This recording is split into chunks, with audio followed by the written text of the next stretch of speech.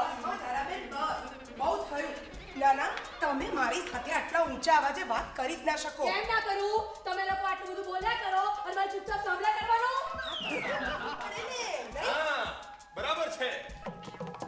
સાંભળવું પડે ધારાબેન, બધું સાંભળવું પડે. તમારું ઘર જ એવું છે. હા અને તમારો ટીનિયો તોબા તોબા. શું કર્યું મારા ટીનિયાએ? શું કર્યું? કોને બંને? મારી સામું જુઓ. ના ના તમારો ટીનિયો મારા વિશે આવું બોલી જ કઈ રીતે શકે? બરાબર છે. આ તમારો ટીનિયો છે ને એના તોફાનો આજકાલ બહુ વધી રહ્યા છે. બિલકુલ વધી રહ્યા છે. એ છે ને વાંદરાને જઈને સળી કરી આવે એવો છે. એણે તમને સળી કરી? ના એટલે તમે મને વાંદરા સાથે સરખાવો છો? ના ભાઈ ના. આ રીતે મારે વાંદરાનું અપમાન કેવી રીતે કરાય? હે એટલે મારો કહેવાનો મતલબ એ છે કે શું કર્યું મારા ટીનિયાએ? શું કર્યું? હું તમને કહું, મારી મુન્ની સાથે તમારો ટીનિયો ભણવા બેઠો હતો. તો મેં એને કહ્યું કે હું તમને એક ઉદાહરણ આપું વર્તમાન કાળ, ભૂતકાળ અને ભવિષ્યકાળ વિશે. તો એણે મને કહ્યું કે આપો આંટી ઉદાહરણ તમે આપો. એટલે મેં કહ્યું હું સુંદર છું, સુંદર હતી અને સુંદર રહીશ. તો તમારો ટીનિયો કે આંટી હું તમને એક બીજું ઉદાહરણ આપું. તમે સુંદર છો એ તમારો વહેમ છે. તમે સુંદર હતા એ તમારો વહેમ હતો અને વહેમ રહેશે. હા તો એમાં ખોટું શું કહ્યું? શું બોલ્યા? કાંઈ નહીં.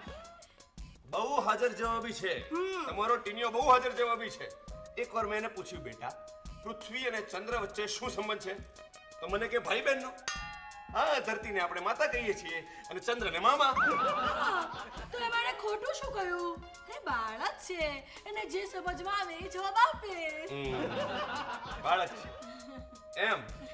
એકવાર મને કે લતેશ અંકલ એવી કઈ જગ્યા છે જ્યાં થર્સડે વેડનસડે પહેલા આવે?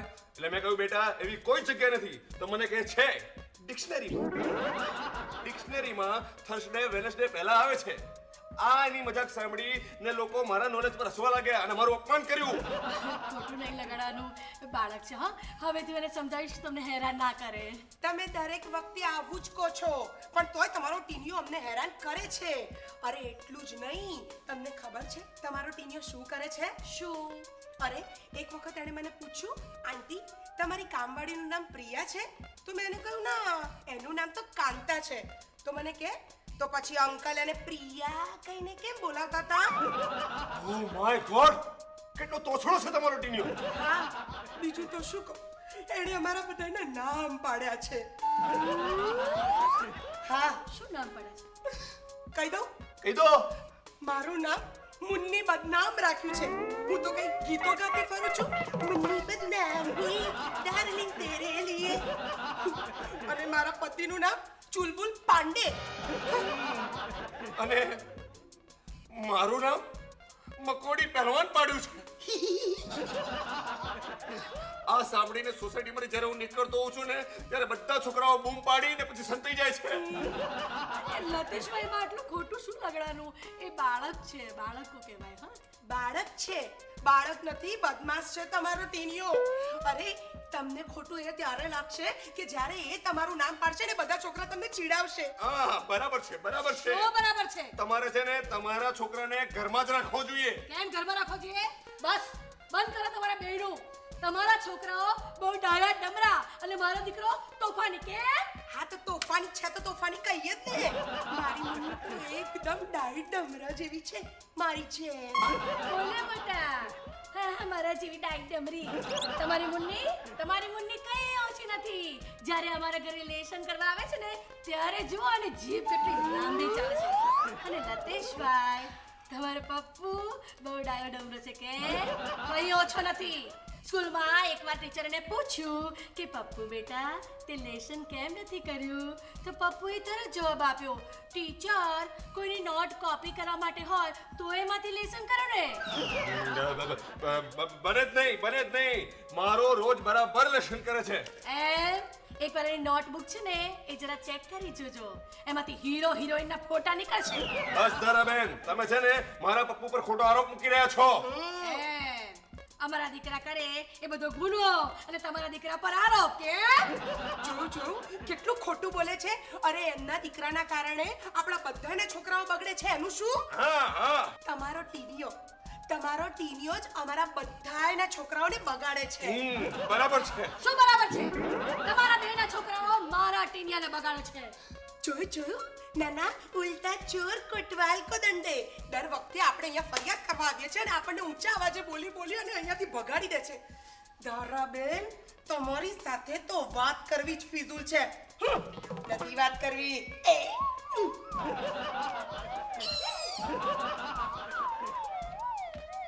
જોઈ લઈશ.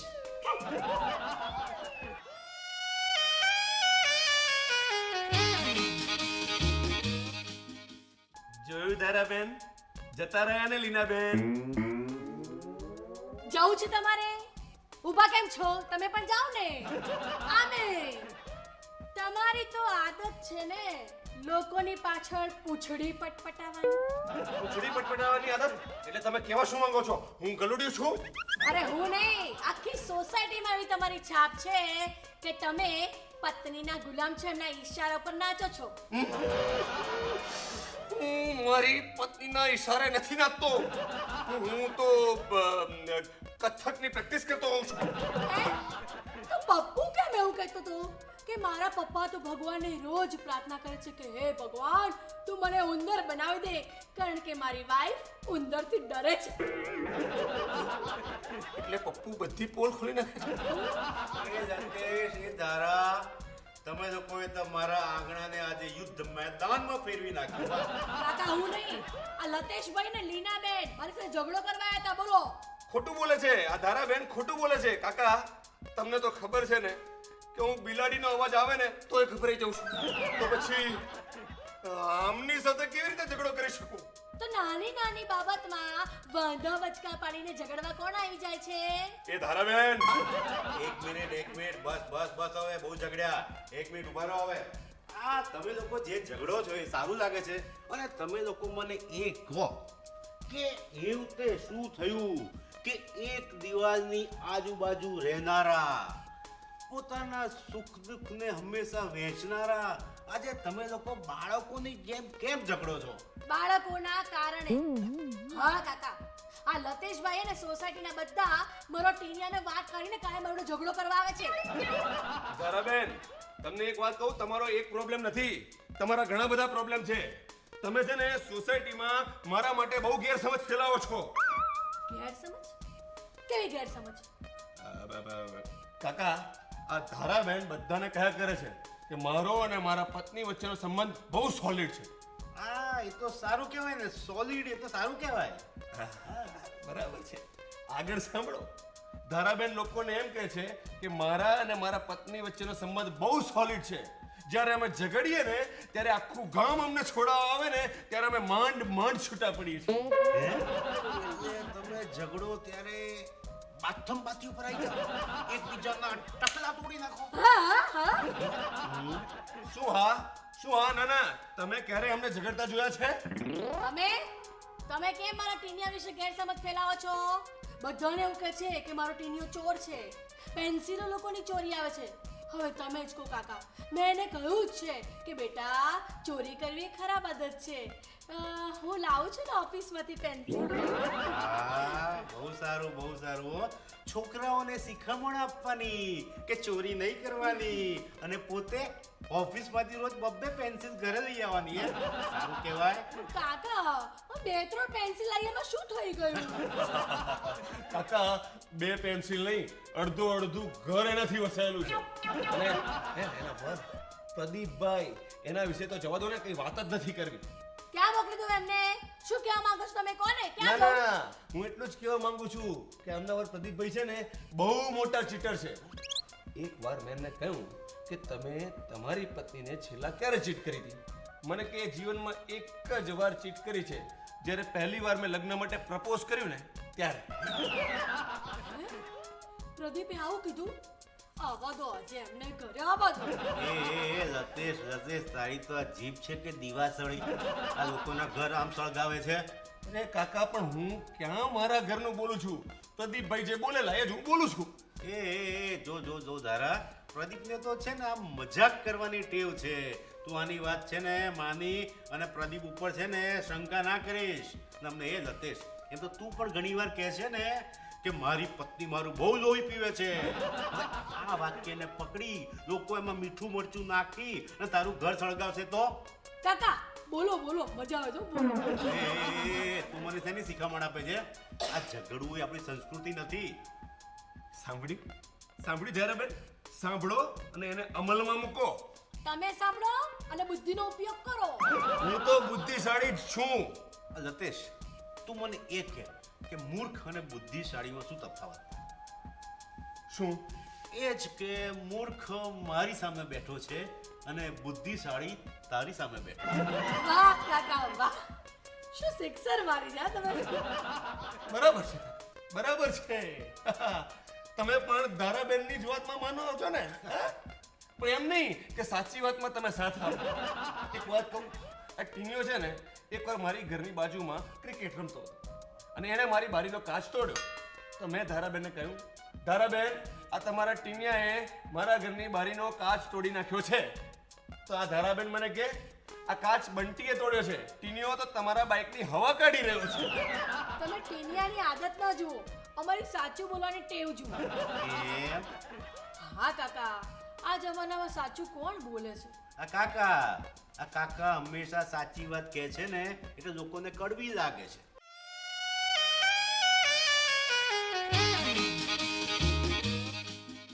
આ કાકા હંમેશા સાચી વાત કહે છે ને એટલે લોકોને કડવી લાગે છે. તો પરેશ પેન્ટર ખરો ને, એક દિવસ મારી જોડે આવ્યો હતો. મને કે કાકા, તમારા મનમાં જે કંઈ હોય ને એનું ચિત્ર તમે દોરો. મેં કશું ના દોર્યું. તો પરેશ મને કે કેમ કાકા તમે કશું ના દોર્યું? મેં કહ્યું ભાઈ, મારા મનમાં જે કંઈ હોય છે ને એ બધું તમે જોઈ જ શકો છો. સોલિડ કાકા, પરેશની તો બોલતી બંધ થઈ ગઈ હશે. હવે તું તારી બોલતી બંધ કરી દે અને આ રીતે ઝઘડે છે સારું લાગે છે? આમની સાથે ઝઘડો કરાય, આમની સાથે તો મારામારી કરાય. મારામારી? જુઓ ધારાબેન, તમે છે ને મારી મર્દાનગીને લલકારો નહીં, મારી અંદરના જાનવરને જગાડો નહીં. જગાડો અંદરના જાનવરને જગાડો. હું કઈ ઉંદરથી ડરતી નથી અને બધાય લોકો કે છે પત્નીથી ડરતો ઉંદર. ધારાબેન, તમને ખબર નથી, મારા દાદાએ એકવાર હિંસક સિંહનો શિકાર કરેલો. હા, પણ જે હિંસક સિંહનો શિકાર કર્યો તો ને એ સિંહ પહેલેથી જ મરેલો હતો. જોયું કાકા, જોયું? મેં તારા દાદાને શિકાર કરતા નહોતા જોયા. એમ નહીં કાકા, એમ નહીં. હું આ ધારાબેન માટે કહું છું. જોયું કેવી વાત કાપી નાખે છે, સામે વાળાનું તો મોત સીવી નાખે છે. અરે લોકો તો ખબર છે આમની જીભ વિશે શું કહે છે? ના, હું ક્યાં લોકો છું, હું તો કાકા છું. લોકો તો એમ કહે છે કાકા, ધારાબેનની જીભ એટલી બધી લાંબી છે કે આ ટપાલ પેટીના તળિયે જઈ તળિયે પડેલા કવરને ટિકિટ ચોંટાડી આવે. બસ લતીશભાઈ, હવે હદ થાય છે. કાકા, આ નાનું છોકરું હોય ને એને તો બોલતા શીખવવું પડે. જ્યારે આ ધારાબેનને તો નાના હતા ને ત્યારે આમ ચૂપ રહેતા શીખવાડવું પડતું હતું. લતેશ, તું આને નાનપણથી ઓળખે છે? ના કાકા, આવું લોકો કહે છે. લોકો તમારા વિશે શું કહે છે ને એ વાત સાંભળશો ને તો તમે અહીંયા ઊભા નહીં રહી શકો. હા તો બોલો ને, મારે સાંભળવું છે. એ ભાઈ, આટલું બધું સાંભળ્યું એ ઓછું છે. હવે ચૂપ રહે ને ભાઈ. ના કાકા ના, આજે તો છે ને ખરા ખરીનો ખેલ થઈ જ જાય. હા, તો કાકા, લતેશભાઈ વિશે લોકો એવું કહે છે કે એકવાર એમની પત્નીએ એમને છૂટી સાવણી મારી હતી. પણ કેમ? કાકા, એમાં થયું અમને કે એકવાર એક ભાઈએ લતેશભાઈને પૂછ્યું, લતેશભાઈ, તમારા માથાનો દુખાવો કેવો છે? લતેશભાઈ કે એ તો પિયરમાં ગયો છે. ત્યાં જ એના વાઈફને આ સમાચાર મળ્યા. જેવા ઘરે આયા ને છૂટી સાવણી મારી હતી. બોલો, મારી પત્ની મને છુટ્ટી સાવરણી મારે કે છૂટું ચંપલ મારે, એમાં તમારે શું પંચાયત?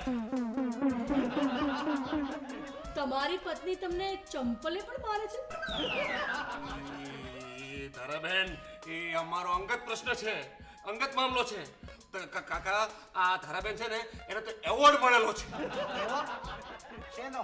લોકોની ચોવટ કૂટવાનો. લોકોની ચોવટ કૂટી ના કહેવાય, આને લોકોનું ધ્યાન રાખ્યું કહેવાય. ભૂલી ગયા તમે? ભૂલી ગયા? તમારા ઘરનું હું બરાબર ધ્યાન રાખતી હતી એટલે જ તમારી જુવાન જોત ભત્રીજી પેલા ટપોરી સાથે ભાગી જતા બચી ગઈ. બોલો ને, બોલો. તારા બેન તો આમ, તારા બેન તો તેમ. બોલ બોલ કેમ? રતેશ, જવાબ આપ. બોલતી બંધ થઈ ગઈ. બોલો. એ તો પાડોશી હોવાના નાતે બધાય આવું કરે, એમાં તમે શું નવાઈ કરી? હા રતેશ, હવે તું પરફેક્ટ શબ્દ બોલ્યો, પડોશી હોવાના નાતે. તો એ ક્યારનો હું તમને આજ સમજાવવાનો પ્રયત્ન કરું છું કે તમે પડોશી છો, સુખ દુઃખના સાથી છો, આમ ઝઘડાય નહીં. કાકા, શું કામ મને એકલાને કહો છો? લતેશભાઈ લીનાબેનને કહો. હા, આપણે રીનાની વાત ભૂલી ગયા? હે, એનો પતિ કેવો રાત્રે માદો હતો ને એની ગાડી બગડી ગઈ હતી, ત્યારે લતેશ જ એના પતિને એની મોટરસાઇકલ ઉપર બેસાડીને હોસ્પિટલ લઈ ગયો હતો. હા, હું લઈ ગયેલો. હા, હા, અને લતેશભાઈ, તમને યાદ છે એક્સિડન્ટ થયો હતો તમને? ત્યારે આ ધારાના ઘરવાળાએ જ અડધી રાત્રે 5,000 રૂપિયા તમારા હાથમાં મૂકી દીધા હતા. ભૂલતા બંધ થઈ ગયા ને? પહેલો સગો પાડોશી, આટલી બધી મદદ કરીએ, અડધી રાતે પડોશી ધર્મ બજાવીએ, તોય અમે ખરાબ, અમારી સાથે ઝઘડા જ કરવા આવો છો તમે. અને ધારાબેન, તમને યાદ છે તમારી ડિલિવરી વખતે જ્યારે લોહીની જરૂર પડી હતી ને, ત્યારે આ સોસાયટી વાળાએ ભેગા થઈને જ રક્તદાન કર્યું હતું. હા કાકા.